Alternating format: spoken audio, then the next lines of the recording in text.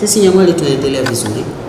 Tunamshukuru sana Mheshimiwa Rais Dr. Samia Suluhu Hassan kwa kuendelea kuiona Nyang'hwale kwa jicho la kipekee, lakini pia kwa kuendelea kutuletea fedha nyingi sana za miradi ya maendeleo katika wilaya yetu, na tunaendelea kutekeleza kwa kuhakikisha tunajenga shule bora, lakini pia kuweka mazingira mazuri kwa ajili ya watoto kujifunza na walimu kufanya kazi zao kwa urahisi. Lakini tunaendelea kutekeleza katika sekta ya afya kwa maana ya kuhakikisha tunakuwa na zahanati za kutosha kila eneo, lakini pia kuhakikisha tunakuwa na dawa na vifaa tiba. Na Mheshimiwa Rais ameendelea kutuletea fedha nyingi pia kwa ajili ya kuhakikisha miundombinu yetu inakaa sawa sawa kwa maana barabara na kadhalika, lakini pia na maeneo yote. Kimsingi sekta zote Nyang'hwale tunakwenda vizuri na tunaendelea kuchapa kazi. Lakini kwenye sekta mahususi ya madini ambayo mmekuja kuiangazia, mimi niseme tu tuna kila sababu na kila neno la kumshukuru Dr. Samia Suluhu Hassan, Rais wetu wa Jamhuri ya Muungano wa Tanzania, kwa jinsi ambavyo anaendelea kutuwekea mazingira mazuri ya kufanya kazi kwenye wilaya Nyang'hwale. Wilaya Nyang'hwale kwa jiografia yake na mazingira yake, tuna asilimia zaidi ya 98 watu wajishughulisha na madini, na ni wilaya ambayo inaunda mkoa wa kimadini wa Mbogwe. Na niseme tu katika siku 100 za Dr. Samia Suluhu Hassan za uongozi wake tangu waingie madarakani katika awamu ya pili, wilaya Nyang'hwale tumekusanya zaidi ya shilingi bilioni 9.93. Mtaona sio kiasi kidogo cha fedha, na sekta ya madini ni sekta ambayo inachangia nayo kwa kiasi kikubwa kwenye pato letu la taifa. Kwa hiyo tumefanikiwa kukusanya hii fedha kwa sababu ya mazingira mazuri. Dr. Samia Suluhu Hassan, Rais wetu wa Jamhuri ya Muungano wa Tanzania, ni kiongozi ambaye huwa anasisitiza tuweke mazingira mazuri kwa ajili ya wananchi kufanya kazi zao, kufanya shughuli zao za kimaendeleo, na hata wawekezaji wanapokuja wawekewe mazingira mazuri. Na mimi kama mkuu wa wilaya ni kuhakikisha tunaweka hayo mazingira ili tuakisi taswira na ndoto na matamanio ya Mheshimiwa Rais. Kwa hiyo zimepatikana kwa sababu kuna mazingira mazuri yamewekwa. Na kimsingi, unajua maeneo ya uchimbaji wakati mwingine kunakuwa na makelele sana, lakini mimi niliset standards na watu wangu, nikawaambia lazima tufanye kazi, lazima tuzalishe, kwa sababu kwenye kuzalisha aliyewekeza kwenye madini anapata, na sisi kama serikali tunapata mapato kwa sababu tunachukua tozo mbalimbali kule.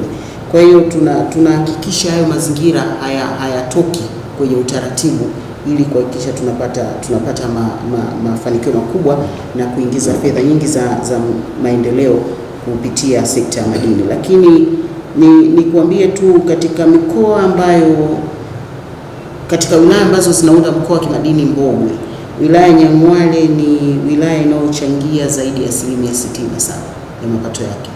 Nitakwambia tu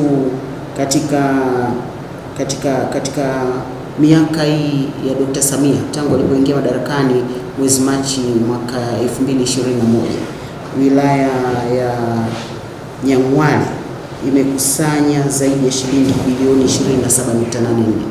sawa na asilimia 67 nilikwambia. Lakini pia tumeingiza fedha kwa maana ya mkoa wa kimadini wa Mbogwe bilioni 98.7, lakini wilaya yetu tumeingiza mapato ambayo ni tumeongeza mpaka mwezi Machi mwaka huu tunapozungumza.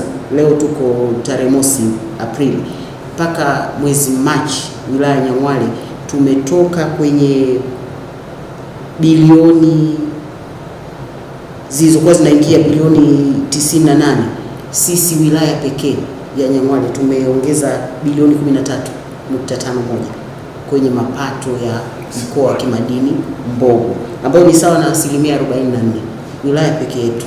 Kwa hiyo tunalo la kujivunia, lakini tunalo la kujivunia zaidi ambaye ni Dr. Samia Suluhu Hassan, ambaye ndiye kiongozi wetu. Tunaangalia ana maono gani, ana ndoto gani.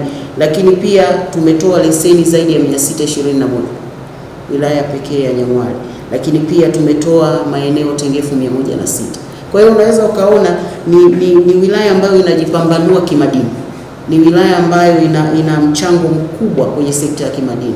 Kwa hiyo sisi tunaendelea kumshukuru Mheshimiwa Rais, lakini tumwahidi tutaendelea kuchapa kazi na kuhakikisha mazingira yanaendelea kuwa mazuri. Yapo mambo ambayo wakati mwingine yanaleta changamoto, na utafahamu kipindi cha mvua sio rafiki sana kwenye suala la uchimbaji. Kwa hiyo sisi kama kamati ya usalama wa wilaya ni kuhakikisha tunaendelea kutoa elimu, na nikwambie tu ama niwaambie ndugu zangu waandishi, sisi tunakwenda kijiji kwa kijiji. Sisi hatuna biashara ya kusema tunaitisha mkutano wa kata, inawezekana kijiji kingine hakitakuja.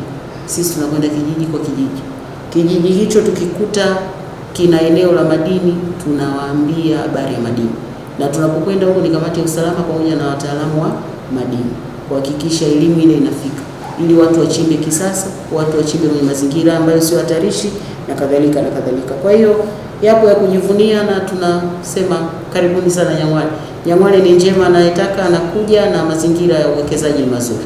Wawekezaji kutoka ndani na nje ya Tanzania tunawakaribisha sana Nyang'hwale. Tunawakaribisha, na sisi tulivyozoea kwa maana ya notion ya Kitanzania, tunafikiria uwekezaji lazima mwekezaji awe na ngozi nyeupe. Sasa naona hata rafiki yangu hapa ni ana ngozi nyeupe, kwa maana anayetoka nje ya nchi.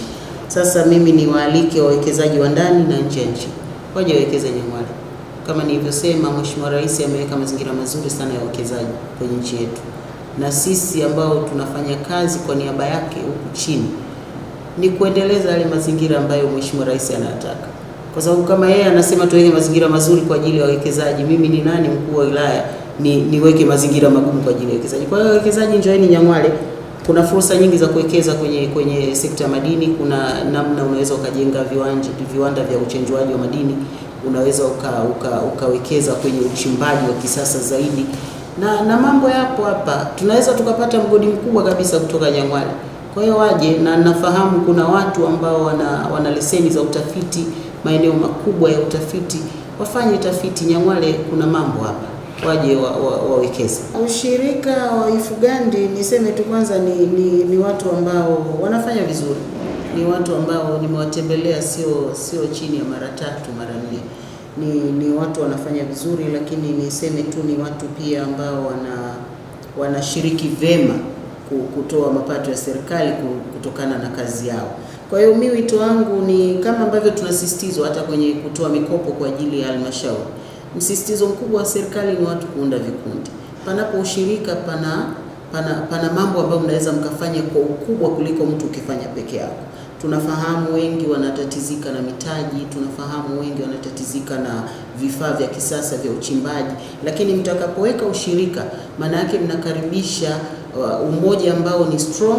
Mtaenda kuaminika kwenye benki, kwenye taasisi za kifedha, lakini pia itasaidia hata Tume ya Madini kuona kwa mfano STAMICO wao wanatoa vifaa vya uchimbaji. Kwa hiyo mkiweka ushirika ni rahisi kwenda kusema tunahitaji tusaidiwe jambo A na mkasaidika, kuliko mtu ukienda kama Grace peke yako huwezi kusaidika kirahisi kama mkienda watu kwa maana ya kikundi.